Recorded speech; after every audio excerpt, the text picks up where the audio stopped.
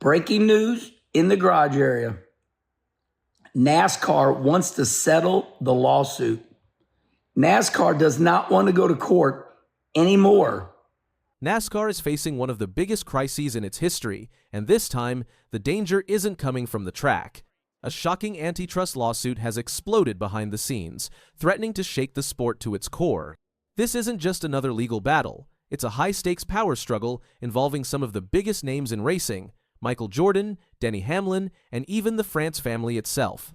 What's unfolding could change NASCAR forever. Back in 2016, NASCAR launched what they called a charter system. It was designed to give race teams long-term security, guaranteed entry into races, a bigger share of TV revenue, and, most importantly, equity. Think of it like a franchise model in traditional sports. Teams now had something to sell or trade. Some charters reportedly sold for more than $10 million. At first, this seemed like a win-win. Teams could attract sponsors and plan for the future.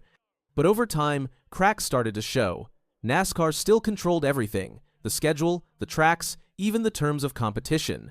Smaller teams and newer organizations argued they had no real say.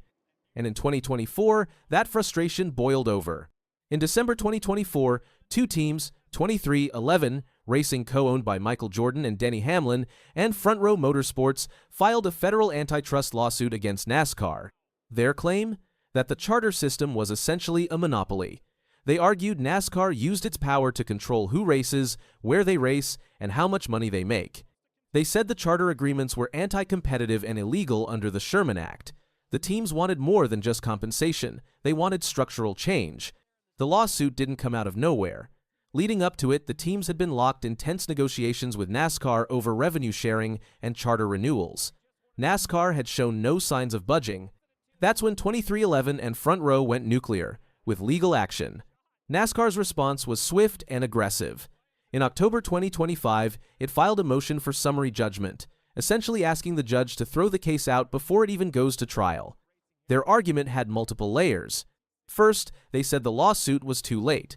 Most of the conduct the teams complained about happened between 2016 and 2019, outside the statute of limitations. Second, they pointed to the contracts. When teams signed the charter agreements, they agreed not to sue. That release clause, NASCAR argued, was legally binding. Third, NASCAR claimed the teams didn't prove any real harm.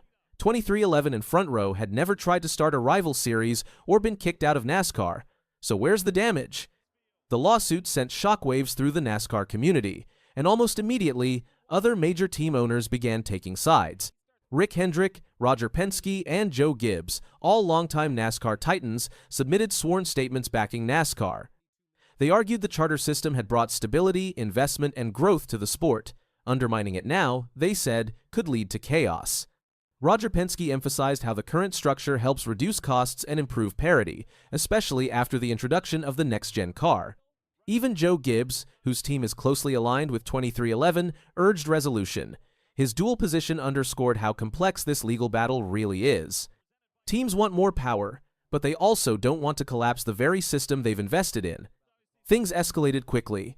In early 2025, a judge granted 23XI and Front Row a preliminary injunction, allowing them to continue racing with their charters during the lawsuit. But that victory didn't last. By June 2025, a federal appeals court vacated that injunction. The court ruled that the teams hadn't shown a strong enough chance of winning. Suddenly, 23XI and Front Row were no longer guaranteed race entries. They were now open teams, fighting for spots every week. That ruling changed the stakes. Without a charter, a team's financial model collapses. Revenue drops, sponsor confidence weakens, and long-term planning becomes a nightmare. For a team like 23XI, backed by a global icon like Michael Jordan, this was an embarrassment and a major setback. But NASCAR didn't stop there. It filed a countersuit.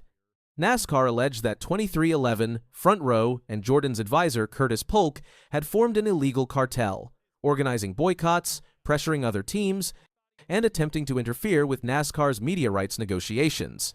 NASCAR painted a picture of sabotage from within, accusing the plaintiffs of trying to disrupt its operations from the inside. Now, the legal war was two-sided, and it was turning increasingly personal. So what are 23XI and Front Row really fighting for? They say they want fairness, not chaos. They want permanent charters, not 14-year renewable ones. They want the freedom to use the next-gen car outside NASCAR events.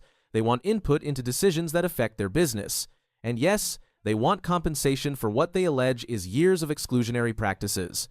Their attorney, Jeffrey Kessler, has said bluntly, "My clients are not, and never have been, seeking to eliminate the charter system."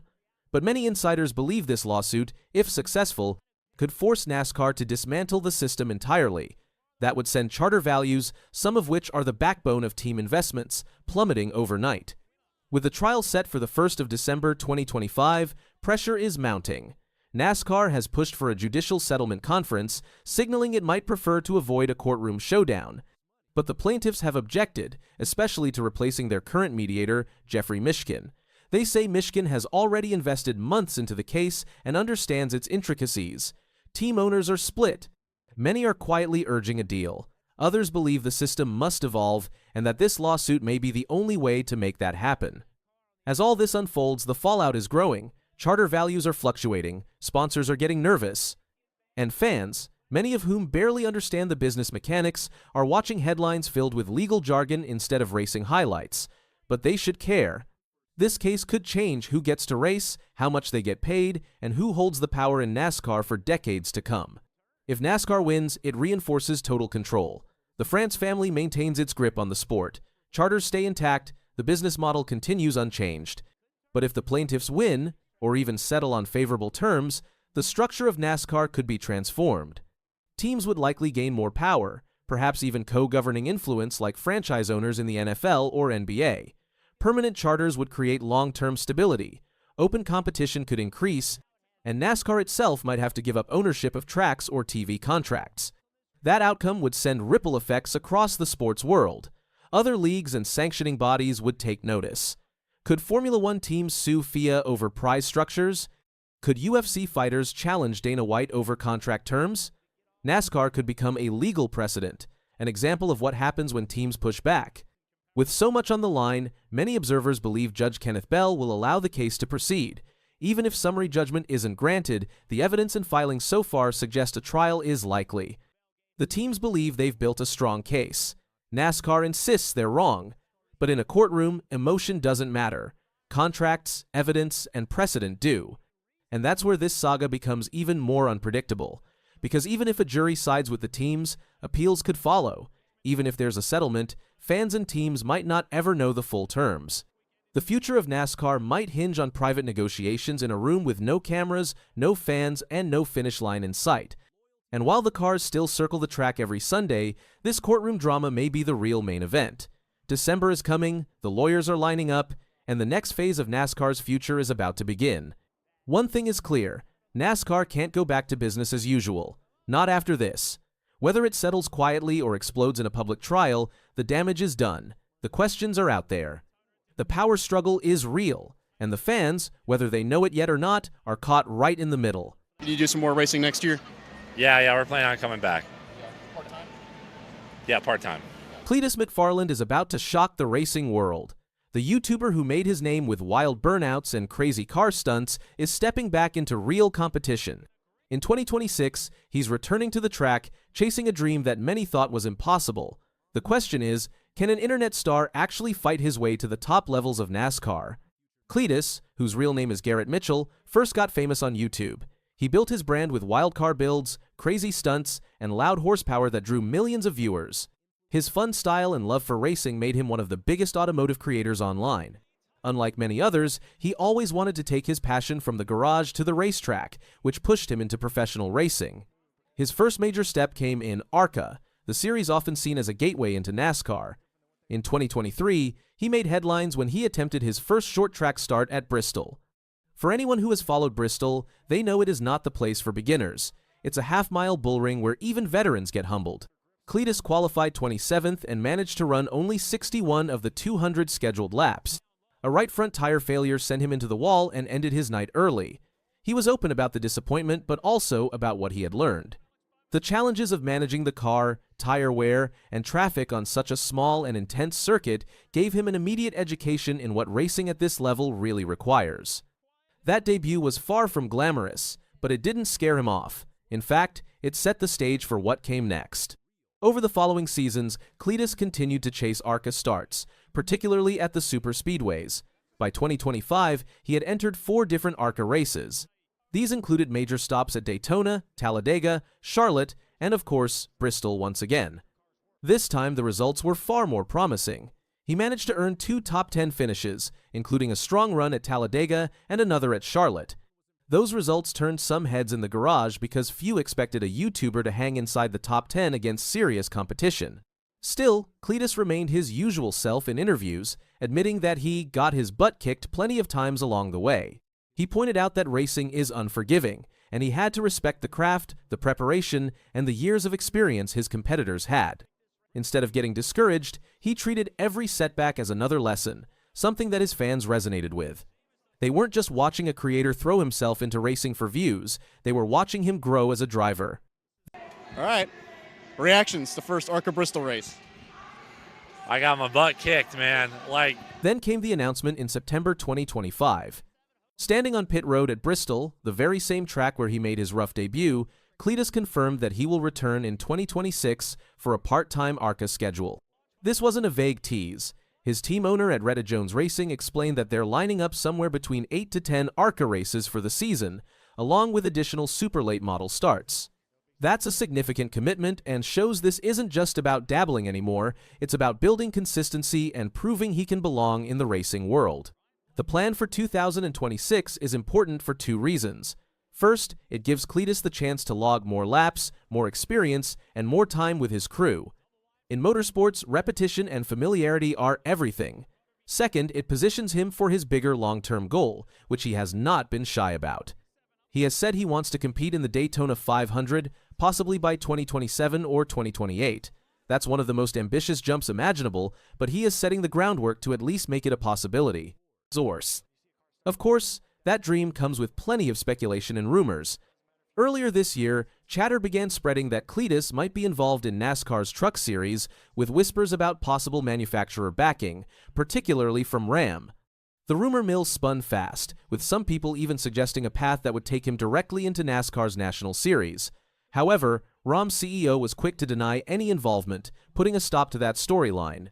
For now, the focus remains on ARCA, but the fact that these kinds of rumors even exist shows how much excitement Cletus has generated. The road ahead won't be simple. Racing costs a lot, and even with fans and sponsors, it's tough to fund. On top of that, some people doubt him. Supporters cheer him on, but critics say he doesn't belong or is taking a spot from another driver. That mix of doubt and support is what makes his story so compelling. Despite the doubts, there's no denying the cultural impact. Cletus brings an entirely new audience to the track. His millions of subscribers follow him because of his entertaining content, and many of them had never watched a NASCAR race before. By stepping into ARCA and potentially beyond, he bridges the gap between digital entertainment and traditional motorsports. NASCAR has been trying to capture younger audiences for years, and a personality like Cletus does exactly that. He creates a storyline that resonates both online and at the track. 2026 will be his real test. He has around 10 ARCA starts lined up, facing super speedways, intermediates, and short tracks. Each track type will push a different skill, and he needs to show he can handle them all. His late model runs will also sharpen him on smaller circuits. Every lap will matter, with fans, sponsors, and teams all watching to see if he's a racer or just a YouTuber. At the same time, he'll still need to juggle his growing brand with life at the track. It's a tough balance. On one side, Cletus runs a huge business with videos, events, and merch. On the other, he's chasing one of the hardest dreams in racing. But he's always proven people wrong.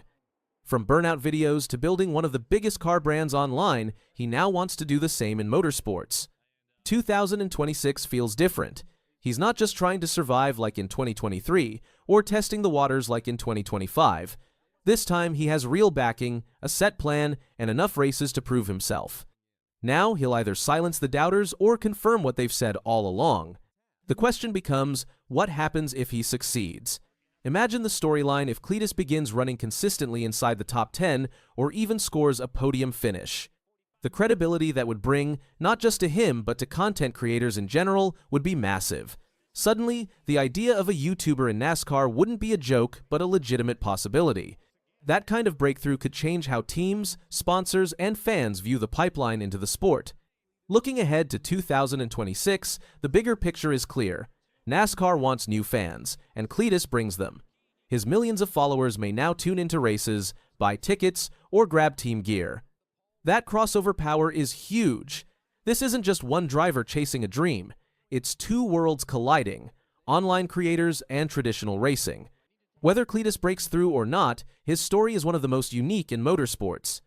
So will Cletus McFarland prove he belongs on the track, or will 2026 show the limits of a creator chasing NASCAR glory? Either way, when the green flag waves on his ARCA return, the racing world will be watching. He's done that the entire race, from the drop of the green flag, spin in the back. Multi-car incident. Cars going everywhere. Van Gisbergen, Keselowski, Haley skipped through there. Busch involved. Shane Van Gisbergen's day at New Hampshire started like a dream, but ended in smoke and heartbreak. He showed speed, control, and even scored stage points, his best oval run yet. But one crash flipped everything upside down. The wreck left his car in pieces and his race ruined, raising one big question. What does this mean for NASCAR's bold rookie? But instead of celebrating a career-best finish, his weekend ended in smoke, wreckage, and bitter disappointment. His promising NASCAR Cup Series run was derailed by a major crash, marking one of the toughest moments of his transition from supercars to American stock car racing. SVG started the day strong in the number 88 Chevrolet Camaro for Trackhouse Racing, lining up 10th, his best oval qualifying effort in a points-paying NASCAR Cup Series event. The New Zealander moved quickly through the pack, climbing as high as 6th during the early stages. He demonstrated smooth car control, clean overtakes, and great tire management, a rare feat for someone still new to ovals. Even more impressive, Van Gisbergen scored his first stage points on an oval by finishing 7th in Stage 1. This was a major milestone for the Kiwi, who's been steadily adapting to the aggressive, contact-heavy nature of NASCAR's oval circuits. Up to that point, his run had been clean, calculated, and full of promise. But as is often the case in NASCAR, chaos struck. The race turned sour on lap 118 during a restart. As the tightly packed field charged into Turn 2, Brad Keselowski attempted an inside move but scraped the wall and made contact with Van Gisbergen's car. The hit sent SVG into a slide, spinning twice directly in front of traffic. Kyle Busch, with nowhere to go, slammed into him. Daniel Suarez, SVG's teammate, and Justin Haley were also collected in the wreck. It was a chain reaction that left several cars damaged and several races ruined. Van Gisbergen's car suffered severe front suspension damage. His crew, refusing to give up, made rapid repairs and got the car back on track. But by then, he was over 50 laps down and far from contending. He finished 32nd. The outcome was a heartbreaking blow for both SVG and Trackhouse Racing, who had shown such strong pace earlier in the event. SVG spoke to reporters post-race, clearly disappointed. It was frustrating because the car was really strong, and we were running well. I felt good on the long runs, and it could have been a solid result for us. Earlier in the race, SVG had a minor incident with Josh Berry on lap 82, tapping the number, 21 car, and spinning him out. That moment added to the tension around SVG's aggressive style, but didn't detract from his overall speed and potential. Keselowski's failed inside move wasn't deliberate, but was risky. His slight misjudgment triggered a high-speed mess that affected not just Van Gisbergen, but other key drivers. Kyle Busch, who was gaining momentum in the race, had his day ruined. Daniel Suarez, looking for a solid finish to gain playoff points, was taken out through no fault of his own. SVG's crash is another chapter in what has been a whirlwind rookie season for him in NASCAR. He stunned the motorsports world by winning on his Cup Series debut at the Chicago Street Race in 2023. Since then, his full-time NASCAR journey has been under a microscope. Each race has brought new learning curves, and despite the crash, his speed at New Hampshire showed how quickly he's improving. Yeah, I'm happy but frustrated, proud, privileged to be here, but also pissed at myself. The last few weeks I just haven't been good enough. I've been really doing well, getting better at ovals, and I just haven't performed the last couple of weeks. Trackhouse Racing, the team SVG races for, has been instrumental in helping international talent like SVG find footing in American stock car racing. Team owner Justin Marks has emphasized long-term development and is known for taking risks on unique talents. SVG's inclusion in the team is a testament to that vision. Meanwhile, the race itself concluded with Ryan Blaney securing a hard-fought victory.